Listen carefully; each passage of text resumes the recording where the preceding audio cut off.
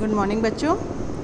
हमने सिविक्स का पहले चैप्टर का आधा भाग पढ़ लिया था। आज हम पहले चैप्टर का दूसरा भाग पढ़ेंगे। नन्हा रामू। राम कुमार के पास छपाई के लिए एक प्रेस था। प्रेस में कागज़ काटने वाली भी मशीन थी। उसने प्रेस में एक 13 साल के बच्चे रामू को हेल्पर की नौकरी पर रखा था। एक दिन राम कुमार ने रामू से कहा कि रात में प्रेस बंद होने पर कागज़ काटने वाली मशीन की सफाई कर देना। रामू जब रात में उसकी मशीन की सफाई कर रहा था तो धार वाली छुरी अचानक गिर गई और रामू की उंगलियां कट गई। रामू के चिल्लाने पर पड़ोसी कारखाने के लोग ने रामू को अस्पताल पहुंचाया। इलाज कराकर उसकी जान बचाई।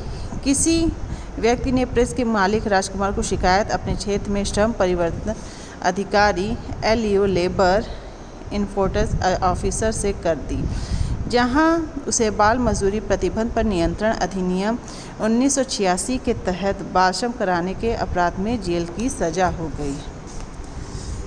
क्या आप जानते हैं 14 वर्ष की कम उम्र के बच्चों से मजदूरी कराना कानूनन अपराध है। बच्चों 14 वर्ष से जो भी बच्चे कम हैं उनसे आप श्रमिक या उनसे कोई भी आप श्रम नहीं करा सकते हैं। कानून की मनाही के बावजूद बच्चों से काम करवाने वाले व्यक्ति को 6 महीने से 2 साल तक की कैद हो सकती है। उसे 20,000 रुपये से लेकर 50,000 रुपये तक जुर्माना भी हो सकता है। बाल मजदूरी के खिलाफ शिकायत अपने क्षेत्र के थाना श्रम प्रवर्तन अधिकारी या मजिस्ट्रेट को कोर्ट में भी की जा सकती है।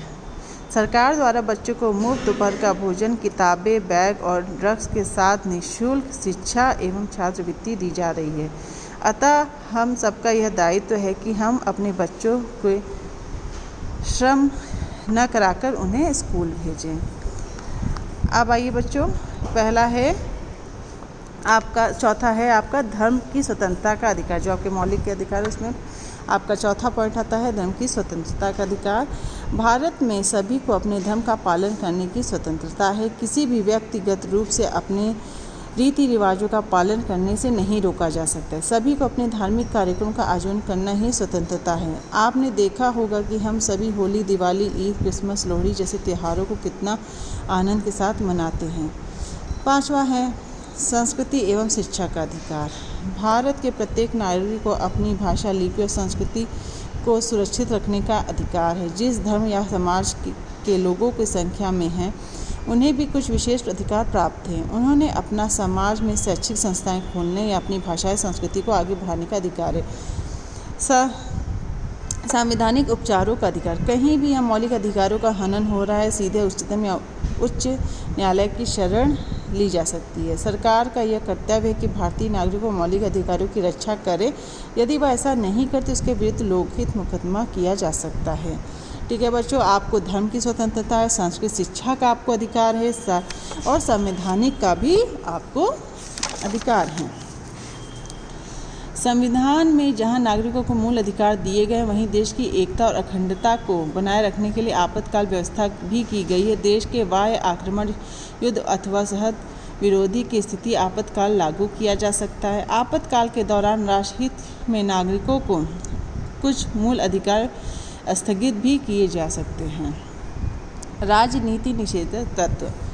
संविधान में सरकार को नीतियां बनाने के लिए कुछ निर्देशक दिए गए जिन्हें नीति निर्देशक तत्व कहते हैं। राजनीति निर्देशक तत्व का पालन करने के लिए हर संभव प्रयास करेगा, किंतु उसमें लागू न होने पर राज्य के विरुद्ध न्यायालय की भी शरण ली जा सकती है। कुछ नीति निर्देशक तत्व निम्नलिखित दिए गए हैं। पहला क्या है, अब ये बच्चों नीति निर्देशक तत्व के क्या इसके निर्देशक हैं ये आपको इसमें पॉइंट में बताए गए हैं। सरकार को ऐसी नीति बनानी चाहिए जिसमें सभी को काम करने का अधिकार मिले, काम के लिए अच्छा एवं स्वस्थ वातावरण मिले, आराम सम्मान से रहने लायक वेतन, उद्योग संचालन में मजदूरों को भी भागीदारी हो। दूसरा क्या है, बच्चों के अपने विकास के लिए स्वतंत्रता और सम्मान भरा वातावरण मिले। तीसरा, नीतियाँ ऐसी हो जिसके समान काम के लिए समान मजदूरी मिले। स्त्री एवं पुरुष वेतन या मजदूरी में किसी प्रकार का भी भेदभाव न हो। फिर है आपका चौथा, ऐसी नीतियाँ न बनाई जाए जिसमें कुछ लोग के पास अधिक धन हो जाए और अन्य लोग निर्धन बने रहें। फिर आपका है सभी पुरुषों और स्त्रियों को पर्याप्त रोजगार दिलाने के लिए नीति बनाई जाए। राज्य ग्राम पंचायतों की स्थापना करे जो शासन को इकाई के रूप में कार्य कर सके। निःशुल्क कानूनी सहायता उपलब्ध कराने के लिए जिससे गरीबी को न्याय प्राप्त हो सके। पर्यावरण, वन एवं वन्य जीवों की रक्षा का प्रयास करना। राज्य को निर्देशित किया गया है कि वह अपनी कार्यपालिका को न्यायपालिका के पृथक रखे। अंतर्राष्ट्रीय शांति और सुरक्षा हेतु प्रयास करना। फिर आता है आपके हमारे मौलिक कर्तव्य। अभी तक आपने अपने मौलिक अधिकारों को जाना है, परंतु हमारे मौलिक कर्तव्य हैं। इन कर्तव्यों में 1976 में संविधान में जोड़ा गया, जिसके अनुसार भारत के प्रत्येक नागरिकों को यह कर्तव्य है। अब इसमें कौन कौन से बच्चों कर्तव्य, ये पॉइंट्स में भी इसमें भी दिए हैं। संविधान का पालन करने में उसके आदर्श संस्था और राष्ट्रध्वज एवं राष्ट्रगान का आदर करें।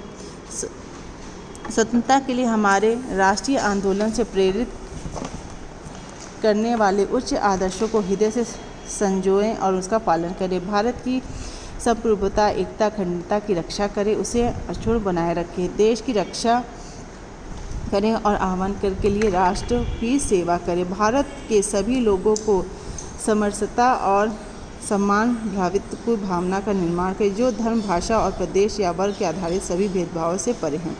ऐसी प्रथाओं का त्याग करें जो स्त्रियों के सम्मान के विरुद्ध हों। भारतीय संस्कृति के गौरव को समझें, उसका सम्मान करें। प्राकृतिक पर्यावरण की, जिसके अंतर्गत वन, झील, नदी और वन्य जीव हैं, रक्षा करें और उनका सर्वधन्स करें तथा प्राणी मात्र के प्रति दया भाव रखें। वैज्ञानिक दृष्टिकोण, मानववाद, ज्ञानार्जन तथा सुधार की भावना का विकास करें। सार्वजनिक संपत्ति को सुरक्षित रखें और हिंसा से दूर रहे। व्यक्तिगत और सामूहिक गतिविधियां से भी सभी क्षेत्रों को उत्कर्ष की ओर बढ़ने का सतत प्रयास करें, जिससे राष्ट्र निरंतर बढ़ते हुए प्रत्ययन और उपाधि की नई ऊंचाइयों को छू ले। आपका लास्ट पॉइंट है, हर माता पिता का यह संदेश 6 से 14 वर्ष की आयु के वर्ग के अपने बच्चों को अपने बाल्य की शिक्षा के लिए अवसर प्रदान करें। यह कर्तव्य 2002 संविधान में जोड़ा गया। वर्तमान में मौलिक कर्तव्यों की संख्या 11 है। मूल अधिकार एवं कर्तव्य परस्पर जुड़े हैं। हमें अपने अधिकारों के प्रति जागरूकता होने के साथ साथ अपने कर्तव्यों का भी पालन करना चाहिए। बच्चों, आप अब आइए हम आपका क्वेश्चन आंसर करें अभ्यास का। पहला है, निम्नलिखित प्रश्नों में से दिए गए विकल्प में सही उत्तर को विकल्प के सामने गोलों को काला कीजिए। संविधान सभा के अध्यक्ष थे डॉक्टर राजेंद्र प्रसाद, सरोजनी नायडू, भीमराव अम्बेडकर जी, एच.बी. कामत। तो इसमें आपका सही है डॉक्टर राजेंद्र प्रसाद। ये आपको राजेंद्र प्रसाद डॉक्टर जी के आगे आपको काला भरना है।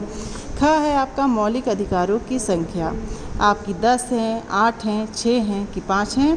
तो आपके मौलिक अधिकार बच्चों 6 हैं, तो आपको 6 के आगे काला करना है। आइए निम्नलिखित प्रश्नों के उत्तर दिए। पहला क। आइए हम क का बच्चों पेज नंबर 102 पे आएंगे। कैसे बना हमारा संविधान। बच्चों पहले हमारा संविधान कैसे बना, ये जहाँ से मैंने ये ब्लैक अंडरलाइन की है यहाँ तक है। इसके बाद यहाँ इस लाइन के बाद आप यहाँ से शुरू करेंगे। इस सभा के अध्यक्ष थे डॉक्टर राजेंद्र प्रसाद। संविधान की सभा के प्रारूप समिति भी बनी जिसमें संविधान लिखने का काम किया। इस समिति के अध्यक्ष डॉक्टर भीमराव अम्बेडकर जी थे। भारतीय संविधान में 2 वर्ष 11 माह 18 दिन का समय लगा। संविधान सभा ने 26 नवंबर 1949 को स्वतंत्रता भारत के संविधान स्वीकार किया। ये आपका यहाँ तक का है। बच्चों यहाँ से यहाँ पहले लिखेंगे, फिर ये 2 लाइन छोड़ के आप सीधे जहाँ से मैंने ब्लैक लाइन से अंडरलाइन किया है उसको आप करेंगे। फिर आता है आपका दूसरा, संविधान के प्रस्तावना में कहा गया है कि भारत एक पंथ निरपेक्ष राज्य है। इसका क्या अभिप्राय है। अब आइए हम इसका दूसरे क्वेश्चन का करते हैं। आप पेज नंबर आएंगे 103 पे, जहां लिखा है पंथ निरपेक्ष राज्य। राज्य किसी विशेष धर्म को राज्य धर्म के रूप में मान्यता नहीं प्रदान करता है, वरन सभी धर्मों के साथ समान व्यवहार है। हमारे देश में आप जानते हैं हर प्रकार के धर्म हैं और उनके साथ सब समानता का व्यवहार है। तो ये पंथ निरपेक्ष राज्य क्यों है, ये आपका ख का आंसर हुआ। फिर बच्चों आपका ग है, भारत लोकतांत्रिक राज्य होने के साथ गणराज्य भी है, स्पष्ट कीजिए। आपका ग पेज नंबर आप 104 पे आएंगे, लोकतांत्रिक गणराज्य। ये बच्चों आप पूरा ये आपको 3 लाइन का है, 2.5 लाइन का है, इसको आपको करना है। ये आपका ग का आंसर है। इसके बाद है आपका नागरिकों के लिए मौलिक अधिकार क्यों ज़रूरी है? आपका है घ। आपका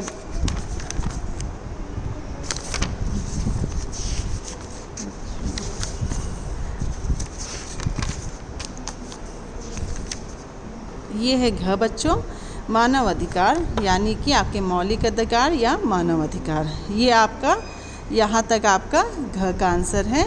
इसको आप अपनी कॉपी पे ये आप आंसर कर लीजिएगा। इसके बाद बच्चों आपका आता है अंग। समानता के अधिकार से आप क्या समझते हैं? उदाहरण देख के समझाइए। अंग आपका ये है पेज नंबर 104 पे, जहाँ आपका घ का है वहीं आपके अंग का भी है। समानता का अधिकार, समानता का अधिकार आप यहाँ से लेके यहाँ तक कर लीजिए। ये आपका पूरा आंसर है अंग का, ठीक है। इसके बाद आपका आता है नीति निदेशक तत्व के राष्ट्र की क्या ज़रूरत है? आपका च का आंसर, च का आंसर आपका बच्चों ये है आपका च का। राज्य के नीति निदेशक तत्व ये आप यहाँ से लेके यहाँ तक करेंगे और इसके आप शुरू के 4 पॉइंट्स लिख लेंगे। आपको कम से कम 4 पॉइंट्स इसमें बताने हैं बच्चों, तो ये आप 4 पॉइंट्स इसको लिख लेंगे। इसके बाद आता है आपका 6 मौलिक अधिकार और नीति निदेशक तत्व में एक अंतर बताइए। तो बच्चों इसका जो चैप्टर में है वो काफ़ी बड़ा है। मैंने यहाँ आपका आंसर एक लिख दिया है। मौलिक अधिकारों के अतिक्रमण के विरोध में मुकदमा करने का अधिकार है, जबकि नीति निर्देशक सिद्धांतों को मानने के लिए राज्य को बाध्य नहीं किया जा सकता है, ठीक है। बाध्य आप इसको नहीं कर सकते। ये आपका 6 का आंसर है। ज का है संविधान